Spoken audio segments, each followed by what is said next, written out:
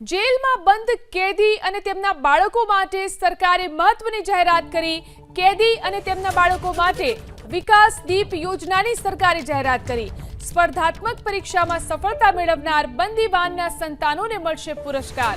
બંદીવાનના સંતાનોને અપાશે 3 સ્તરે રોકડ ઇનામ અને પ્રમાણપત્ર। પ્રિલિમરી માટે 5001, મેન્સ માટે 10001 અને અંતિમ પસંદગી માટે 15001 નો પુરસ્કાર। જેલ અધિકારીઓના બાળકોને પણ આ યોજનાનો લાભ મળશે। કેદીઓ અને તેમના પરિવારના જીવનમાં સકારાત્મક પરિવર્તન લાવવાનો આ પ્રયાસ કરવામાં આવી રહ્યો છે।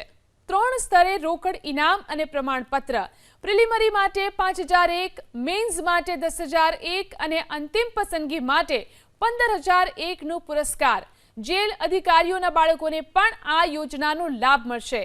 કેદીઓ અને તેમના પરિવારના જીવનમાં સકારાત્મક પરિવર્તન લાવવાનો આ પ્રયાસ કરવામાં આવી રહ્યો છે।